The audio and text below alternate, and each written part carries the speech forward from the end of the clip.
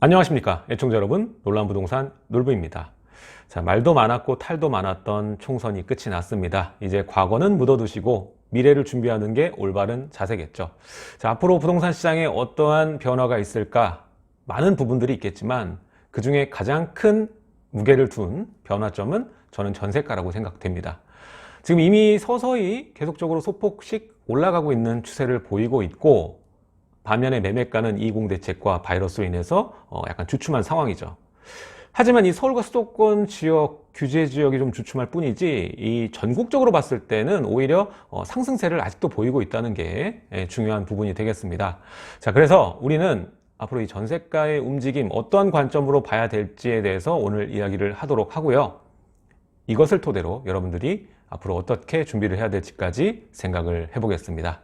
자, 시청하시기 전에 좋아요와 구독하기 그리고 알림 설정까지 꼭 부탁드리도록 하겠습니다. 자, 그럼 지금 시작하겠습니다.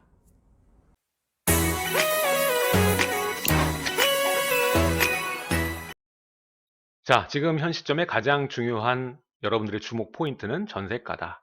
제가 이렇게 계속적으로 얘기를 해오고 있습니다. 자, 서울의 전세가에 우리가 주목해야 되는 이유는 이 앞으로의 부동산 시장의 가장 큰 요인이 될 수 있기 때문에 그렇습니다. 현재 가치를 대변하면서 이것이 어떻게 변화하고 상승하냐, 하락하냐에 따라서 이 매매 시장에도 아주 큰 영향을 미치기 때문에 그렇습니다. 그럼 앞으로 어떻게 흘러갈 것인지 요인들을 한번 살펴볼 텐데요.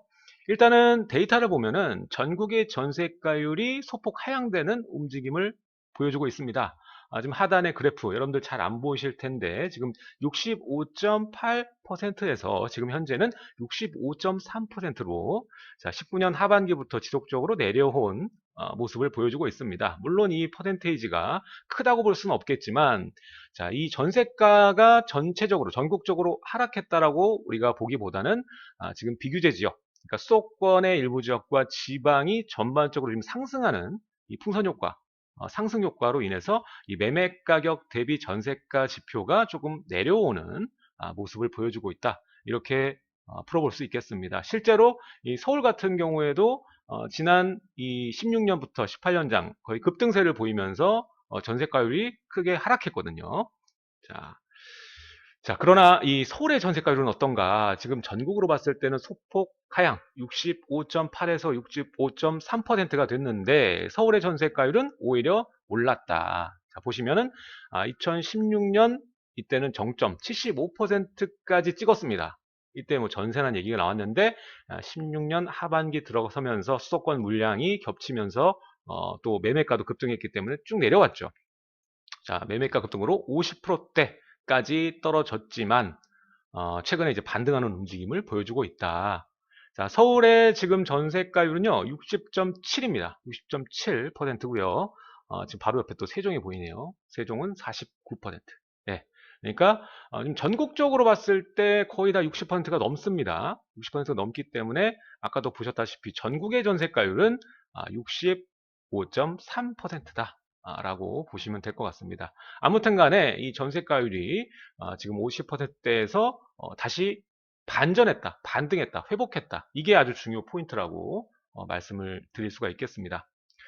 자, 지금 이 전세 가격이요, 전국적으로 좀 상승하고 있는 모양새를 보이고 있습니다. 자, 이거는 이 3월 월간 동향인데요. 최근 전세 가격 증감률, 전국 수도권 5개 광역시, 기타 지방 이렇게 나옵니다. 자, 이거는 이제 3월 기점이기 때문에 17년 3월, 18년 3월, 19년 3월 이렇게 지표가 나와 있는 건데, 사실 전세가 변동이 이렇게 크다고 보긴 어렵겠지만 일부 지역 같은 경우에는 또 하락하거나 일부 지역은 상승하면서 이런 평균적인 가격을 만들게 되는데, 지금 최근 월별 동향 이게 중요하겠죠. 자, 12월 그리고 20년 1월, 2월, 3월 나오고 있는데 지금 전국 지속적으로 지금 전세 가격이 올랐던, 전세 가율이 아니라 이건 전세 가격입니다. 전세 가율은 소폭 하락이지만 전세 가격은 올랐다. 이 말은 뭐냐?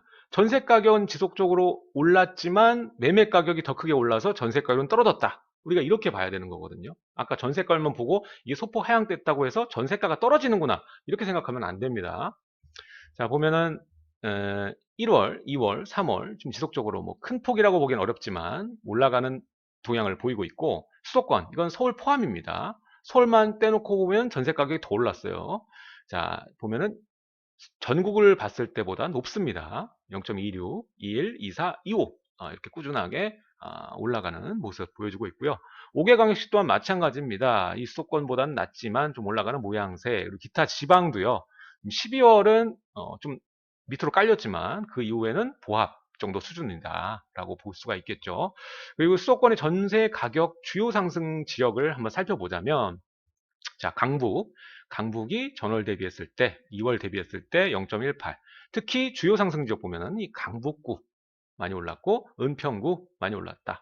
자, 매매 가격 주춤한 것은 강북구가 좀 주춤했는데, 이 전세 가격 상승은 0.59%, 그리고 은평구 0.56% 이렇게 올랐다. 그리고 강남을 살펴보면은 송파구가, 이번에 이게 제가 뒤에도 얘기해 드리겠지만, 송파구가 아주 크게 올랐거든요. 자, 송파구가 0.46, 강남구도 0.24 이렇게 올랐습니다. 자, 우리 인천 지역 같은 경우에도 동구와 남동구, 동구가 크게 올랐죠. 1% 넘게 올랐고요. 경기 같은 경우에도 수정구, 기흥구 올랐고, 하락 지역은 이 안산 쪽, 과천 쪽이 조금 떨어지는 모습, 특히 안산 같은 경우에는 어, 많이 떨어지는 모양새를 보였다.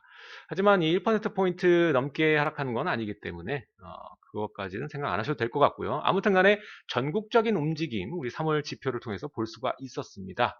그리고 앞에도 말씀드렸지만 송파구가 좀 많이 올랐다고 말씀을 드렸죠. 우리가 19년 상반기만 해도 이때 입주장이 되면서 많이 떨어지고 있고, 일정 뭐 유튜버 분들은 뭐 4억대, 어떤 분은 뭐 3억대까지 갈 수 있다, 전세가가.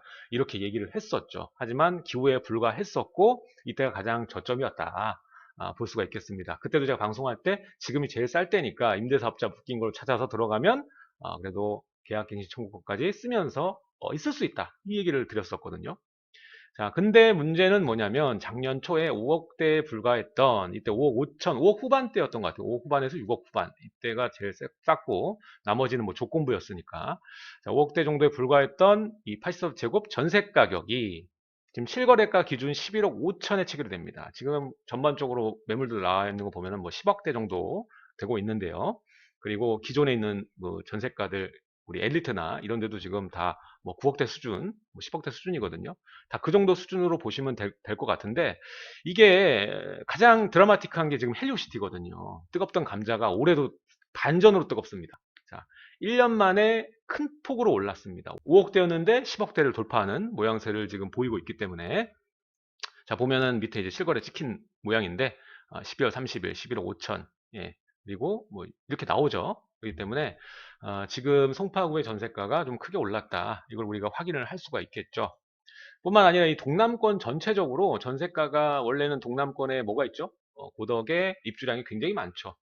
하남까지 이어지는 이 공급량이 있는데, 그럼에도 불구하고 전세가가 추가로 하락하진 않고 이 4억대에서 6억대까지 좀 올라오는 모습 보여주고 있거든요. 그렇기 때문에 동남권의 전세가가 좀 드라마틱하게 올라 보인다. 왜냐하면 그동안 입주장이 이 동남권에 집중되어 있었다 보니까 어, 좀 많은 낮은 가격, 전세 가격 싸게 들어갔는데 이게 1년 만에 반전으로 좀 크게 올라가는 모양새를 보이고 있다. 이렇게 보시면 될 것 같아요. 자, 근데 우리가 전세가가 앞으로도 조금 더 올라갈 수 있는 이런 그 예상점이 발현이 되는 게, 이유를 우리가 살펴봐야겠죠. 전세가가 제가 현안의 가장 큰 문제점이 될 수 있다고 말씀드렸죠. 전세가가 오를 수밖에 없는 이유를 한번 살펴봐야 되겠습니다. 자, 지금 현재 규제로 인해서, 규제가 어떤 게 있죠? 실거주 기간이 강화됐잖아요. 그러다 보니까 헬리오시티도 마찬가지고 다른 입주장도 마찬가지입니다. 실제로 초반에 거주하려는 인구가 좀 늘어났기 때문에 그만큼 물량이 감소가 되겠죠. 실거주 기간 일정 채워야 된다. 2년이죠. 자, 그리고 다주택자에 대한 전방위 규제는 계속되고 있습니다. 여러 차례 규제 중에서 거의 타겟은 다주택자이기 때문에 이 규제로 인해서 추가로 이들이 주택을 지금 사서 모으는 상황이 아니죠. 그러다 보니까 임대용 주택 수량이 앞으로 갈수록 더 줄어들 수밖에 없는 상황인 것이고, 또 하나, 이 보유세가 증가하죠. 뭐 종부세도 마찬가지고 재산세도 늘어납니다. 공시가 현실화로 인해서 이번에 또 크게 강남구나 뭐 송파구나 이런 이 주요 지역들 가격이 크게 올라갔죠. 그러다 보니까 반전세 물건, 그리고 월세 전환되는 그런 물건, 월세 물건이 증가하면서 상대적으로 이 전세 물건은 이 감소되는 추세로 갈 것이다, 이렇게 보여지고요. 안 그래도 이 저금리 상황에서 이 매매가 확장성도 줄어들게 된다라면 당연히 이 반전세 월세 전환율은 앞으로도 증가세로 가지 않을까 이렇게 생각을 해볼 수가 있겠습니다. 자, 그리고 아주 원론적인 얘기죠. 21년부터 신축에 대한 공급량이 아주 크게 줄어들죠. 절반으로 내년에 줄어들고 또 22년도 줄어들게 됩니다. 이는 서울에만 국한되는 것이 아니라 인천과 경기 지역, 수도권 지역도 공급량이 좀 줄어드는 모양새로 가기 때문에 3기 신도시가 어느 때보다 급한 상황이죠. 그런데도 불구하고 기약은 없기 때문에 21년부터 전세가의 상승은 더 크게 문제점으로 떠오를 수밖에 없다라고 봅니다. 자, 그리고 또 공급은 이렇게 적은데 반대로 이 정비사업 이주 수요는 계속적으로 증가할 수밖에 없죠. 지금 강남권이 특히 그렇습니다. 정비사업 예정된 곳이 많기 때문에 이들의 이주 수요를 받아주려면 임대가는 더욱더 올라갈 수밖에 없는 상황이다. 이걸 해결할 수 있는 방법이 없거든요, 지금. 자, 그리고 또 하나, 이 지금 대출 규제가 있기 때문에 이거는 신규로 시장에 진입하는 이 매매 수요가 없어지면서 이 임차로 돌아가는 그러한 문제점이죠. 수요자는 계속적으로 증가할 수밖에 없는 문제. 대출 규제로 인해서 이제 매수를 하기에 굉장히 어려운 상황이고요. 또한 이 경제 위축도 빼놓을 수가 없습니다. 뭐 코로나도 있겠고 이러한 심리적으로 매매로는 가격을 크게 내가 가져갈 수 없겠구나 이런 생각으로 차라리 청약을 노리자 이런 식으로 생각하시고 매매가 아닌 임차 수요로 전환하시는 분들 증가를 할 거기 때문에 앞으로 매매 시장이 좀 더 주춤할 수 있는 포인트로 작용을 할 수 있으면서 반대로는 전세가의 급등을 좀 이끌어낼 수 있지 않을까라고 우리가 판단을 해볼 수가 있겠습니다. 여기에 따라서 이번 총선도 나왔지만 집권 여당의 정책이 좀 더 강화되는 부분은 이 매매 시장이 아니라 임차 시장일 것이다 이렇게 예상이 되고요. 두 가지 포인트로 볼 수가 있겠는데 앞으로 보유세는 이 지금 결을 그대로 유지할 겁니다. 그래서 올해보다 내년이 또 보유세는 더 증가할 것이다라고 우리가 간단하게 예상해 볼 수가 있겠고요. 거기에 따라서 임차 수요로 전환되는 수요자 많아질 것이고 이 임차 수요의 전세가가 문제가 되면 또 전세가에 대해서 또 제어가 들어가겠죠. 전월세 상한제 그리고 갱신 청구권 이런 것들을 좀 더 강화하는 모양새.